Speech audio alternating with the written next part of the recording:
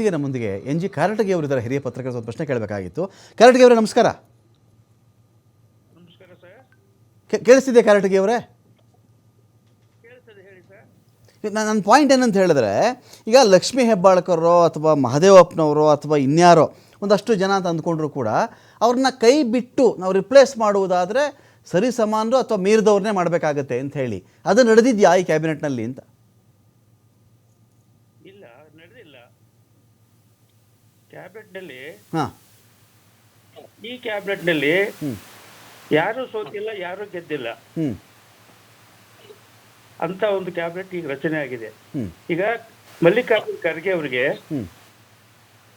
ಅವ್ರು ಏನ್ ಮಾಡ್ಬೇಕಂತ ಅವ್ರಿಗೂ ಮಾಡಕ್ಕಾಗಿಲ್ಲ. ಓಕೆ. ಆಮೇಲೆ ಶಿವಕುಮಾರ್ ಅವ್ರಿಗೆ ಯಾರನ್ನ ತರಬೇಕಾಯ್ತು ಅವ್ರನ್ನ ತರಕ್ಕಾಗಿಲ್ಲ.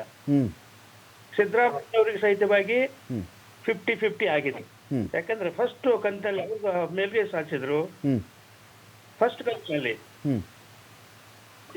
50 ಈ ಒಂದು ಸಚಿವ ಸಂಪುಟದ ವಿಸ್ತರಣೆ ಯಾರಿಗೂ ಸೋತಿಲ್ಲ, ಯಾರು ಗೆದ್ದಿಲ್ಲ, ಯಾರೋ ಕೈವಾಡದಿಂದ ಸಚಿವ ಸಂಪುಟದ ವಿಸ್ತರಣೆ ಆಗಿದೆ. ಸರ್, ಒಂದು ಪ್ರಶ್ನೆ ಕೇಳಿಬಿಡ್ತೀನಿ ನಾನು, ಫೈನಲ್ ಕ್ವಶನ್ ಕೇಳಿಬಿಡ್ತೀನಿ. ಏನಂತ ಹೇಳಿದ್ರೆ, ಕಾಂಗ್ರೆಸ್ದು ಹಳೆ ಚಾಳಿ ಒಂದಿದೆ ಸರ್.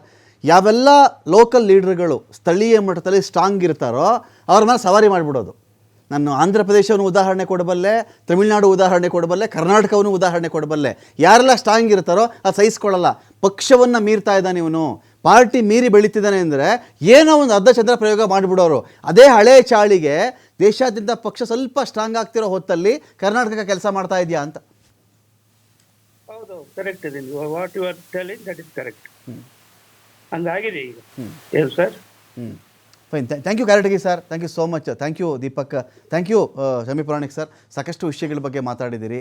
ಸಮಯಾವಕಾಶ ಇನ್ನೂ ಬೇಕು, ಇನ್ನೊಂದಿನ ಖಂಡಿತ ನಾನು ಇದ್ರ ಬಗ್ಗೆ ಡಿಬೇಟ್ ಮಾಡ್ತೀನಿ ನಾನು. ಎಲ್ರಿಗೂ ಭಾಗವಹಿಸಿದ ಎಲ್ಲರೂ ಕೂಡ ಥ್ಯಾಂಕ್ ಯು. ವೆಯ್ಟ್ ಮಾಡೋಣ. ಈ ಕ್ಯಾಬಿನೆಟ್ ಏನಾದರೂ ಕೆಲವ್ರು ಹೇಳ್ತಾರೆ, ಏನು ರೀ ಒಂದು ಚಾನ್ಸ್ ಕೊಟ್ಟರೆ ಅಲ್ವೇನು ರೀ ಗೊತ್ತಾಗೋದು ಯಾರಿಗೆ ಆದ್ರೂ, ಎಲ್ಲ ಹೊಸಬರೇ ಅಲ್ವಾ, ಏನು ಮೊದಲೇ ಗೊತ್ತಾಗ್ಬಿಟ್ಟಿತ್ತಾ, ರಾಜೀವ್ ಗಾಂಧಿ ಹುಟ್ಟುತ್ತಾನೆ ಪ್ರಧಾನಮಂತ್ರಿ ಆಗಿಬಿಟ್ಟಿದ್ರಾ, ಅವ್ರಿಗೆ ಅದು ಅಧಿಕಾರ ಕೊಟ್ಟ ಮೇಲೆ ತಾನೇ ಅವ್ರೇನೋ ಒಂದು ಆಳ್ವಿಕೆ ಮಾಡಲಿಕ್ಕೆ ಸಾಧ್ಯವಾಯಿತು ಅಂಥೇಳಿ ವೆಯ್ಟ್ ಮಾಡೋಣ. ಈ ಕ್ಯಾಬಿನೆಟ್ ಯಾವ ರೀತಿ ಪರ್ಫಾರ್ಮ್ ಮಾಡುತ್ತೆ, ಯಾಕೆಂದರೆ ಇನ್ನು ಉಳಿದಿರ್ತಕ್ಕಂಥ ಅಷ್ಟು ಸಮಯ ಇದೆಯಲ್ಲ, ಈ T20 ಮ್ಯಾಚಲ್ಲಿ ಕಡೆ 2-3 ಓವರ್ ಇದ್ದ ಲೆಕ್ಕದಲ್ಲಿ ಅವೆಲ್ಲವೂ ಕೂಡ ಪರ್ಫಾರ್ಮ್ ಮಾಡಲೇಬೇಕಾಗತ್ತೆ. ಆ ಸಂದರ್ಭದಲ್ಲಿ ಚೇಸ್ ಮಾಡಬೇಕಿರುತ್ತಾ, ತುಂಬ ಚೆನ್ನಾಗಿ ಆಡಬೇಕು, ಅಥವಾ ದೊಡ್ಡ ಸ್ಕೋರ್ ಹೊಡಿಬೇಕಿರುತ್ತಾ, ತುಂಬ ಚೆನ್ನಾಗಿ ಬ್ಯಾಟಿಂಗು ಕೂಡ ಮಾಡಬೇಕಾಗುತ್ತೆ ಆ ಟೈಮಲ್ಲಿ. ಸೊ ಈ ನಿಟ್ಟಿನಲ್ಲಿ ಈ ಹೊಸ ಕ್ಯಾಬಿನೆಟ್ಟು ಡಿ ಕೆ ಶಿವಕುಮಾರ್ ಅವರೊಂದಿಗೆ ಯಾವ ಥರ ಜೆಲ್ಲ ಕೆಲಸವನ್ನು ಮಾಡುತ್ತೆ, ಇವರಿಂದ ಯಾವ ಥರ ಕೆಲಸವನ್ನು ಡಿ ಕೆ ಶಿವಕುಮಾರ್ ತೆಗೆಸ್ತಾರೆ ಎನ್ನುವುದರ ಮೇಲೆ ಮುಂದಿನ ಚುನಾವಣೆಗಳ ಭವಿಷ್ಯ ನಿರ್ಧಾರವಾಗುತ್ತೆ ಅಂತ ಹೇಳ್ತಾ ಡಿಬೇಟ್ ಮುಗಿಸ್ತಾ ಇದ್ದೀನಿ. ನಮಸ್ಕಾರ.